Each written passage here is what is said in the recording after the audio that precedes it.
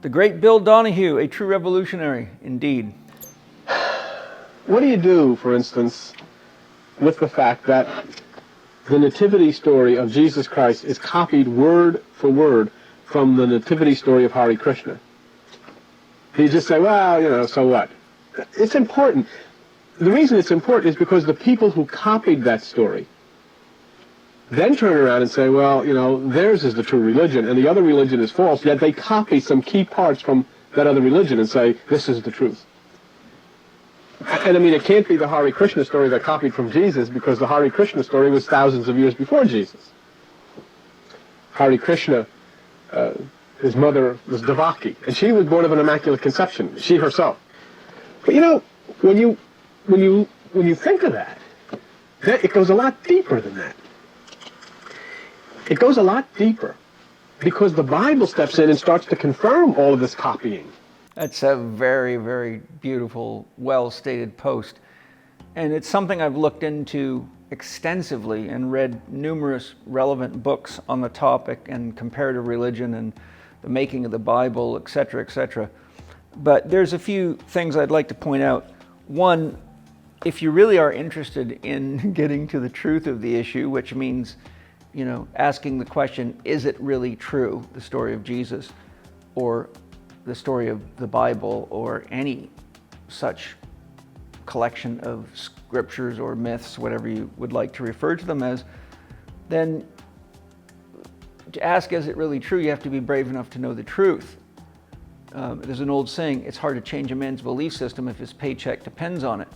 But you could even say it's hard to change a man's belief system when his identity and his sense of belonging and his sense of tribe or family or a sense of meaning or related factors depend on it. This book is an excellent study. It's called Christianity Before Christ by John G. Jackson. And it explores the myth of Jesus and shows historical evidence, exactly as Bill Donahue was saying, that the story of Jesus Christ is almost a verbatim copy, not only of the myth of Krishna, but many myths that go back as far as recorded history, and that's well documented right here. And so it does bring up, a question of the difference of beliefs and how powerful a belief is, and how important it is to an individual that what they believe is actually true. That's a very adult question to ask. There's another excellent book called The World's 16 Crucified Saviors by Kersey Graves. And I believe in that book he shares there are 396 direct parallels between the story of Jesus and the story of Krishna. That's pretty profound.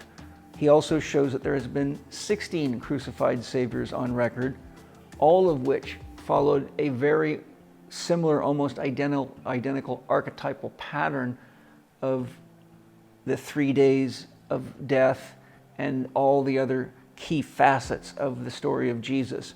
So that book's also unique because it shows you that the story of Jesus as the only begotten Son of God is very, very questionable, because there has been 16 crucified saviors, all of which in their day would have been thought to have been equivalent to a Jesus by the people of that time. So this lends itself to the question, are we seeing an archetypal pattern emerge and giving it names that are suitable for the motives of any given people at that time, which could be emperors, which could be kings, which could be corporations, etc.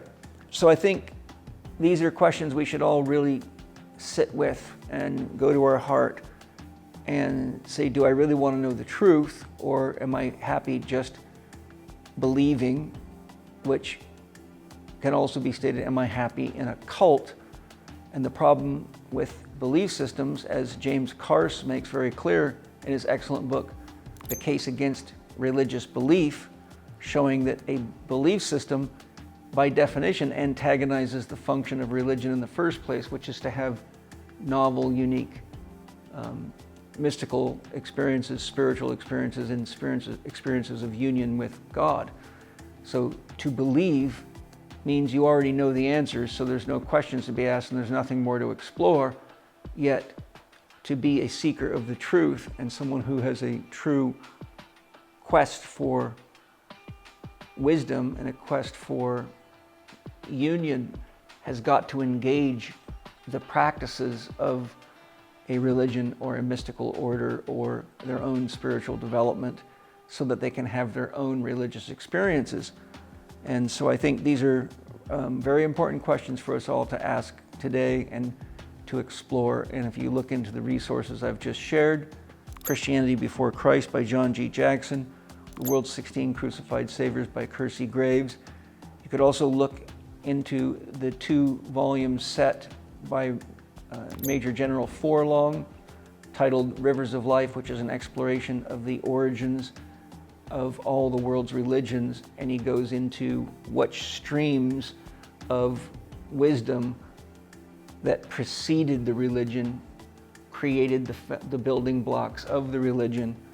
And if you look into, for example, the history of Christianity and what it's actually composed of, it begins in shamanism, as do all the world religions. It includes paganism, it includes the Egyptian religion, it includes factions of the Jewish religion, and much, much more. But most people just believe instead of looking into these things. So I think it's time for us all to decide, how important the truth is to us. And today that's really important. So thanks for joining me today.